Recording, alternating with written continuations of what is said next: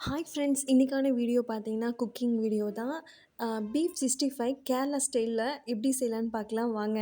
அதுக்கு first 1/2 KG பீஃபை சின்ன சின்ன பீஸாக கட் பண்ணி அதோட ginger garlic paste, garam masala, மஞ்சத்தூள், உப்பு மட்டும் போட்டு கறி முழுகிற அளவுக்கு தண்ணி ஊற்றி 8லேருந்து 10 விசில் விட்டு எடுத்துக்கோங்க.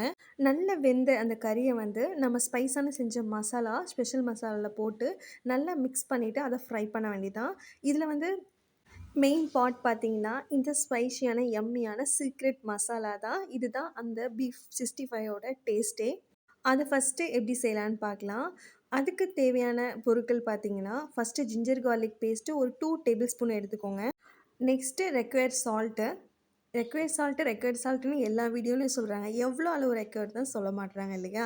எனக்குமே நெறைய டவுட் இருக்கும் வீடியோஸ் பார்க்கும்போது. நம்ம குக்கிங் செய்யும்போது தான் தெரியும். ஏன் ரெக்வயர்ட் டூ சால்ட்டுன்னு சொல்கிறாங்கன்னா, சில விஷயத்துக்கு வந்து நம்ம சொல்கிற அளவு மட்டுமே போட்டு பிகினர் வந்து செய்வாங்க. அப்போ பார்த்தீங்கன்னா, உப்பு கூடவோ, குறைச்சலோ ஆகிடும். அது அவங்க கைவண்ணம் பார்த்தாங்கன்னா, அவங்களுக்கு கரெக்ட்டா இருக்கும். அதனால தான் அப்படி சொல்கிறாங்க.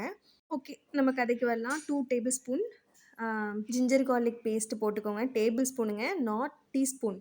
அதுக்கப்புறம் பார்த்தீங்கன்னா, 2 டீஸ்பூன் டர்மரிக் பவுடர், அப்புறம் 4 to 5 teaspoon chilli powder, 2 teaspoon Kashmiri chilli கலருக்காக, 2 டீஸ்பூன் கொரியாண்டர் பவுடர், 2 டீஸ்பூன் ஜீரகத்தூள், 2 டீஸ்பூன் மிளகுத்தூள், 2 டீஸ்பூன் பெருஞ்சீரகத்தூள். இந்த டீஸ்பூன் மட்டும் ஞாபகம் வச்சுக்கோங்க. சால்ட்டும் உங்களுக்கு தேவையான அளவு போட்டுக்கோங்க. அதோட கார்ன்ஃப்ளவர் இருக்கு இல்லையா? அதையும் நீங்கள் மிக்ஸ் பண்ணிக்கோங்க. கொஞ்சமாக கர்டு, அதுக்கப்புறம் ஒரு லெமன், ஒரு பெரிய சைஸ் லெமனை வந்து நல்லா ஸ்க்வீஸ் பண்ணிக்கோங்க. அப்போ தான் நல்லாயிருக்கும். இந்த வெந்த கறியை போட்டு நல்ல மசாலா வந்து அதில் ஏறுறபடி நல்லா கொஞ்சம் அழுத்தி விட்டு அதை வந்து நீங்கள் மிக்ஸ் பண்ணி வச்சுக்கோங்க. கறியில் ஏறுற மாதிரி. கறி வெந்துருச்சு. இப்போ நம்ம ஜஸ்ட்டு ஃப்ரை தான் பண்ண போகிறோம் இல்லையா? ஸோ இது வந்து நீங்கள் ஓவரால் நீங்கள் வந்து ஒரு 1/2 அன் ஹவர் வரைக்கும் அப்படியே லீவ் பண்ணிடுங்க.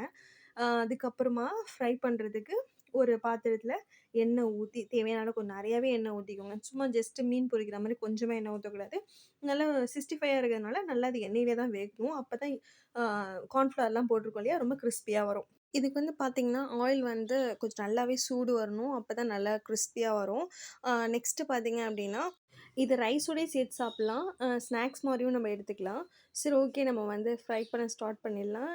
இந்த மாரி நீங்க வந்து ஒரு ஸ்பூன எடுத்துக்கோங்க. நல்லா அதில வந்து கோட்டிங், இந்த மேரினேட் பண்ண மசாலாவோட கோட்டிங் எடுத்துட்டு போட்டீங்க அப்படின்னா ரொம்ப நல்லாயிருக்கும்.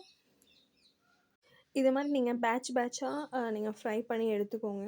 நம்ம கொஞ்சமா எண்ணெய் ஊத்துனனால, நான் கொஞ்சமா ஃபர்ஸ்ட்டு ஃப்ரை பண்ணி எடுத்துட்டு, அதுக்கப்புறமா வந்து அடுத்த பேட்ச் போட்டு நான் ஃப்ரை பண்ணி எடுத்துட்டேன். இதோட நீங்க வந்து ரா ஆனியன், அதுக்கப்புறம் லெமன்லாம் வந்து நீங்க சேர்த்து சாப்பிடும்போது, சீரியஸா கேரளா ஸ்டைல்ல கிறிஸ்பியான பீஃப் 65 வந்து உங்களுக்கு கிடைக்கும். இது வந்து நம்ப கிட்ஸுக்கா இருக்கட்டும், அடல்ட்ஸ்க்கா இருக்கட்டும், நம்ம ஒரு ஸ்நாக்ஸா கூட எடுத்துக்கலாம். ஹெல்த்தி ஸ்நாக்ஸ் தான்.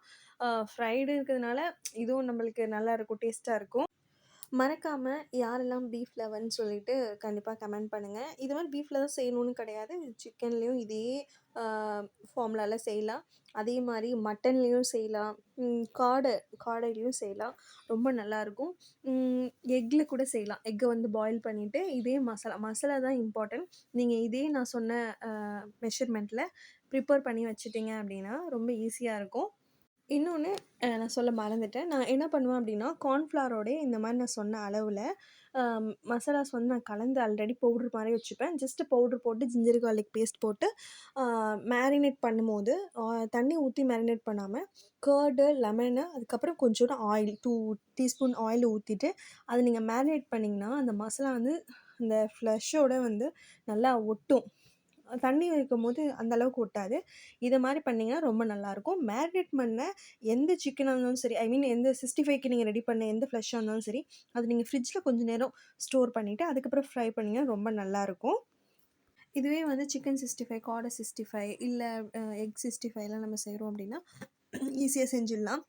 அதே மட்டன், பீஃப்லாங்கும்போது கொஞ்சம் ஜஸ்ட் நீங்க வந்து ஒரு டைம் ப்ரெஷர் குக்கர்ல பாயில் பண்ணிட்டு ஃப்ரை பண்ணும்போது ரொம்ப நல்லாயிருக்கும். சீக்கிரமா வெந்துடும்.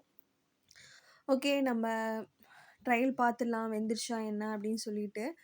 பார்த்தீங்கன்னா ரொம்ப கிறிஸ்பியா ரொம்ப நல்லா இருந்துச்சு. டேஸ்ட் வைஸ் வந்து ரொம்ப யம்மியா இருந்துச்சு. எங்க வீட்ல உள்ள கிட்ஸ், அடல்ட்ஸ் எல்லாருமே ரொம்ப லைக் பண்ணி சாப்பிட்டாங்க. நீங்களும் இதே மாரி இந்த ரெசிபிய செஞ்சு பார்த்துட்டு எப்படி இருந்துச்சுன்னு சொல்லிட்டு உங்களோட ஃபீட்பேக் சொல்லுங்கள்.